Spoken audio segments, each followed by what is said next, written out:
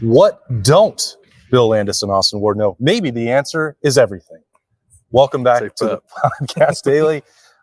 It's a Thursday, training camp rolling along for Ohio State. This is a bit of a companion piece from what we did a couple days ago where we broke down things that we do know, or at least we're thinking we know about Ohio State at this point. So let's flip it. Put that thing down, flip it, reverse it. What don't we know, Bill? The list of things I don't know it's too long. It's much larger for a 20-minute podcast. There are a few things that I like that I think are going to happen, but I'm uncertain about exactly how it's going to unfold.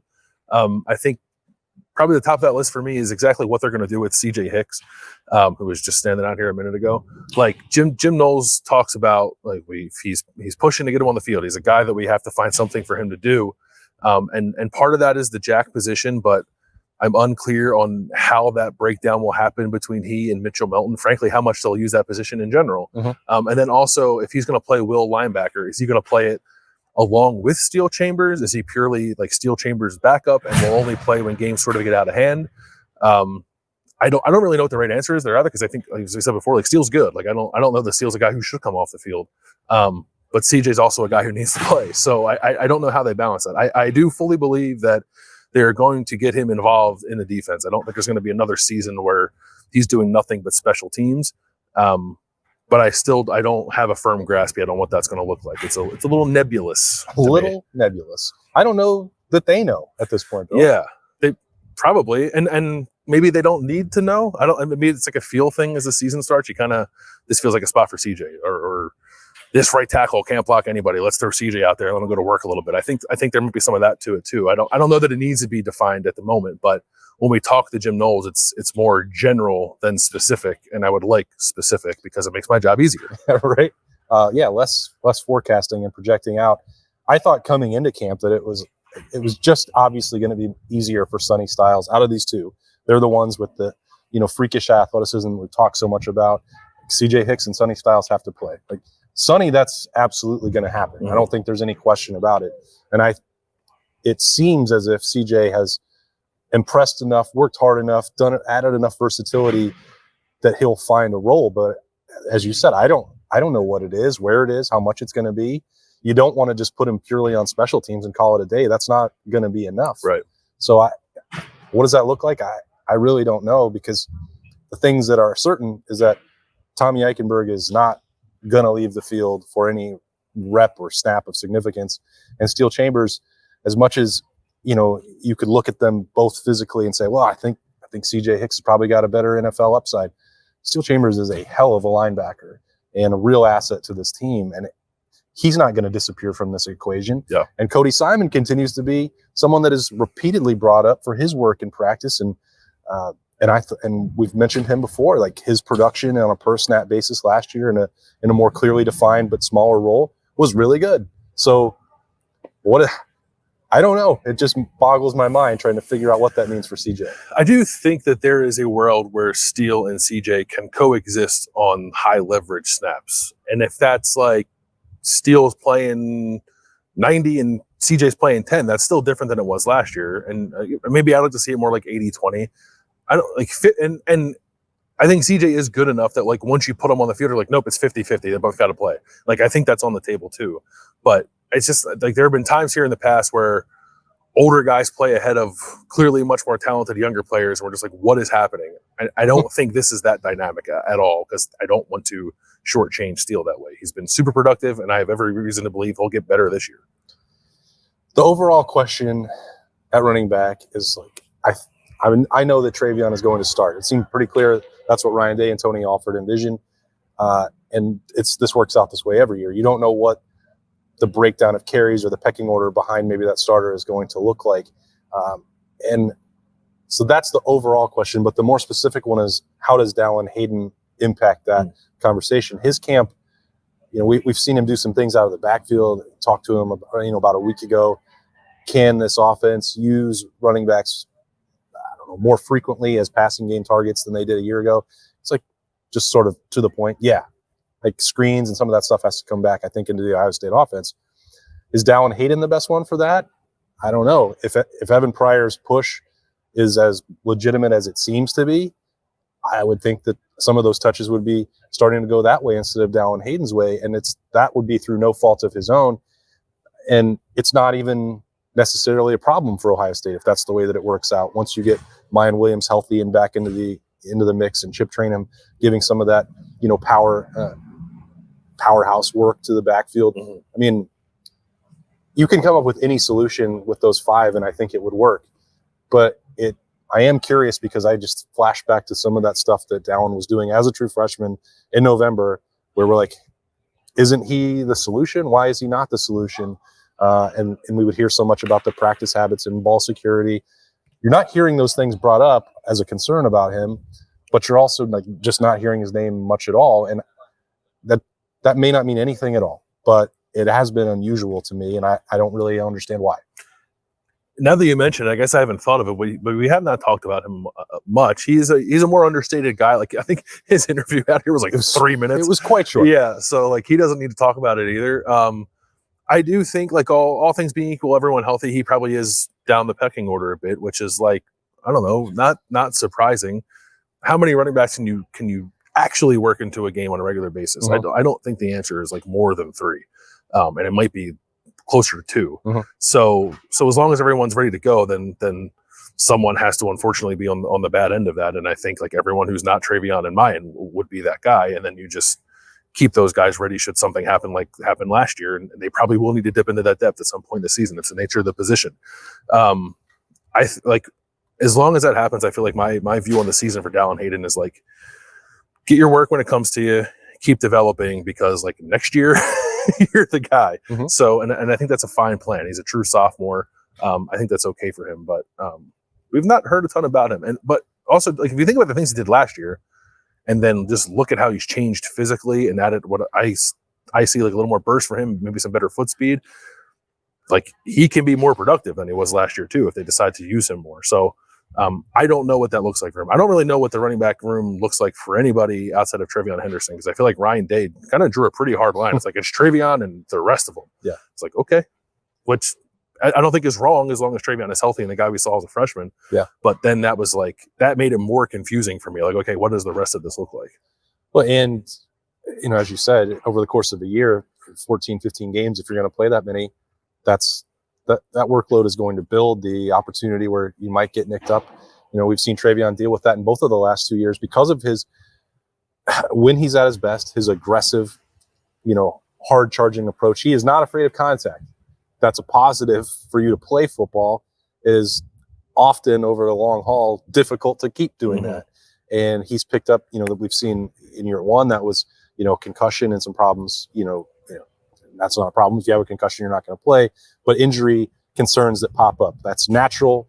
It occurs at running back. You're not going to probably play all 15 games for a championship level team in the Big Ten at running back and stay fully healthy. So you're already seeing that with Mayan Williams, some attrition where you're having to test that and find the other options. But if Travion is clearly number 1 in their mind, and then you draw that delineation point that you're talking about, what does that mean for 2 through 5? How close are they to that level if Ohio State had to use it? I maintain that they will run the ball probably more than we're expecting, which opens up opportunities for everybody else. Because you're not, regardless of the line between them, whatever, like Travion's not going to carry it 30 times a game. Why would you do that to him? Right. So there'll be work for everybody. And like Mayan is probably second there as long as he's healthy. And I would think Dallan is third, but is Evan Pryor third because he can give you a little more as a pass catcher? I don't know. Maybe they're 3A and 3B, if we want to call them that. I'm not sure. It's not a problem like whatsoever. It's just sort of interesting, I think, to monitor how they go about their business at that position. But I think the end result is they're going to have a good running back, which I think is all fans should probably care about. I have talked a lot about my confidence in how good these cornerbacks are going to be.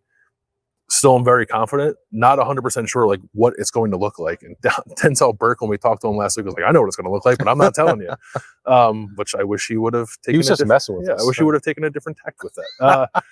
But he said something in that conversation where like he's like, "I'm a boundary corner. I want to line up, play press man to man, and we're going to rock." And I'm like, okay. And then he called Jordan Hancock the best off corner he's played with or seen. And I think Davis and Igbinosun will probably trend more toward Jordan Hancock than he does the skill set that Denzel Burke was describing for himself. So like coming into this, I thought like, oh, they're just going to 3 rotate evenly. Now I'm leaning a little more towards like Denzel's going to play a whole lot, and the other 2 are going to rotate. Maybe all 3 play at one time, but the usage is unclear to me. All 3 are going to play. I don't doubt that whatsoever. Maybe even a 4th gets into that mix with Jair Brown, not to make it more confusing, but I don't know that I have a firm grasp on exactly what that's going to look like, other than those 3 are going to play, and I think are going to play at a really high level. Do you think when they've put Denzel on the opposite field in the split squad, it's because they just know he's going to play a ton? And then like they're kind of like feeling out the rest of it. Yeah, that's kind of how I took it. like, and it's good work too, just like because I think the first time we saw it was like, just go guard Marv for like an hour, we'll see you later. And then the second time, I think Marvin was on the other field, but maybe Julian Fleming was on the solo field where there wasn't a whole lot of other starters. I was like, just guard Julian Fleming for a while and you'll get good work out of that. So yeah, I don't think that they are concerned or like paying much mind to like Denzel's got to get better. I think like he's set, and it's not that they're unsure of the other guys, but I think that there's a little more to kind of digest there with those 2 newer faces, I guess, if you want to call Jordan Hancock that. All right, what else do I not know? Well, I guess I'd have to say I was wrong at this time of last week when I said drill down, Ohio State's going to have a starting quarterback and they'll name it. So, I said I would throw my hand up if I was wrong, and I was. There it is. They do not have a starting quarterback at this point. They have another scrimmage that they're going to evaluate. Bill has, said repeatedly that, August 19th, August 21st, get through 2 scrimmages. That's the way it works. I guess I would say that why was I wrong? I thought that Kyle McCord would separate by this point because I thought that he had a lead coming into camp. I thought that he would, maybe slam the door in one scrimmage, and I'd have to say that has not happened. Does that mean that it's a cause for concern for Ohio State? I would say no. Does it mean that Devin Brown has performed well through 2 weeks? Probably so. I've only seen those 2 practices, and one I thought was more clearly in favor of Kyle McCord. The other, I think you could have, on day 1, who knows what any of that meant? Probably nothing. Yeah. Just to confuse me and muddle up the situation. But I would say that there probably is an element where you're playing from behind, like Devin Brown, as we talked about, as Berm mixed the metaphors the other day with, poker and golf and everything, and hitting a home run. Like he's not, he wasn't expected to win the job. I think it's easier to go for broke and push things down the field if that's the situation that you're in. And for Kyle McCord, there probably has to be something. I've not talked to him about this. Nobody has, indicated this one way or another. There has to be some pressure that builds mentally where you do want to force that separation. You thought you would be the starting quarterback at this point, and if it hasn't worked out that way, maybe you play more cautious. I don't know. I think the way that Ryan Day has continued to talk about this battle lends itself towards getting Kyle McCord out of that. And in you guys have both made the point, it didn't have to happen this week. That's fine. That's good. But maybe there is a reason that I'm wrong, and the situation will work out differently. I'm not to that point now, but I would have to say that clearly I didn't know the separation part coming into this week because I thought that it would happen. Yeah, it's not a thing that I was ever certain of. I wouldn't say it to that extent. Like my lean, like a lot of people's, is like Kyle McCord is eventually going to be this team's starting quarterback. I probably feel somewhat less confident in that as we stand here on a Thursday morning, talking about this. Uh-huh. But I still think that's the end result. The path has not been what I expected it to be. I'm with you. I thought that I did not think there'd be a starter name by now. I thought it would be clear who it's going to be, and it is not clear. I don't think that's a bad thing for Ohio State whatsoever. I think it means they got 2 good quarterbacks. And eventually Ryan Day is going to have to pick one. I guess I worry slightly, like if the competition is affecting, I think, both of these guys in a way where like things are probably just more inconsistent than they would be otherwise. You have to do something to make sure that doesn't carry into the season, because that was a problem in 2015. It was like neither one of those guys, and JT probably handled it worse than Cardale Jones did, really handled that all that well, and they were worse players because of it. Yeah. I don't think anybody thinks either one of those guys was a bad quarterback. They just never really got to the best form of themselves because of one, the not handling competition, but also like that was a really mismanaged situation. I don't think this situation will be mismanaged. I think Ryan Day is too smart about quarterback play to let that happen. But you do get a sense that like both of these guys at times are feeling it, like, and it just shows off like errant throws or like playing a little tight at times in the practices we've watched. And I think that's all well and good in practice. Like you're competing, you want to see who rises to the challenge and who doesn't, or how that makes each guy better. It just can't show up on the field like once the toe hits the ball at Indiana and at any point after that. So as long as they can avoid that, and I think they will, I'm not really worried about it. It has just been more interesting than I maybe anticipated this being. I think it's hard to evaluate because the defense seems so much better than at this time a year ago. Like they want to, both Kyle McCord and Devin Brown want to shine and pull ahead of the other. Mm-hmm. Like the defense isn't really allowing that from what I've seen. Yeah, they're good. So like this HOB stuff, like, well, that's not ideal for naming one of the quarterbacks. You're going against a really good secondary. You're getting a pass rush in your face. You have, things that we don't know about, the pass protection and where that's going to go forward for Ohio State with either one starting against Indiana. Like I think it's difficult for them to move ahead. Both guys have done things like the open practices we saw, the turnovers came from Devin Brown. There was an interception on the first day and a kind of an unforced error fumble in the second one. And again, it's unfortunate that and unfair in a lot of ways that's the kind of stuff that we have to go on in such a small sample size. But, if you said that, Kyle McCord has tried to be safer because he doesn't want to make those costly mistakes, and if he's checking it down a lot, I'd say it probably is happening. If you go play against Indiana, I bet it's going to be a lot easier than playing against Ohio State's first defense. I would hope so. if Ohio State's defense is as good as we think it's going to be, that will definitely be the case. And like even we talked to Case Stover on Wednesday, it was like, this defense is awesome. Like top to bottom, they're really good. If all three levels, like there's guys you got to worry about. And like, that's probably doubly true for the quarterbacks who are trying to, one, compete for a job, two, like just learning how to be better football players and like digest the offense and learn how to make plays and stuff. Like they are, I think we forget, like they are rather inexperienced, especially Devin, but like even Kyle does not have a ton of experience, has no high leverage experience to speak of. So like that he is still working through some stuff. I think we probably have to have a little patience with that, even though he is the third year in the program. And, I've expressed before, like, why hasn't he pulled away? He's older. He's played more. That only gets you so far. And I think it's okay that they're still both feeling through some stuff. Yeah. Anything else? No, I had running backs on my list too, but you touched on that. Like receiver, I think we know what the deal is. Offensive line, I think is becoming clear. Defensive line, I don't think there's a whole lot there to clean up either. Linebackers, fairly straight outside of CJ Hicks, and the nickel position maybe. But even that, I feel like it's sunny, and then when it's not sunny, he's going to move, and it's Cam. Yeah. And I think that's probably it. Well, we've tried to get a good feel for things that we know and don't know, and they're subject to change in a week's time. I don't know if we have to do this exact same format again, but maybe we will. Who knows? We'll figure out things we don't know. Yeah. And then we'll try to get some answers about things that are clear to the Ohio State defensive line. Later on today, Thursday, Larry Johnson and the Rushmen will provide some updates, so we'll see what we can learn about that group.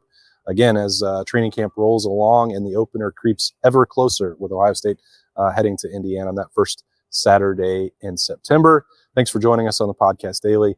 That's Bill. I'm Austin. Talk to you later.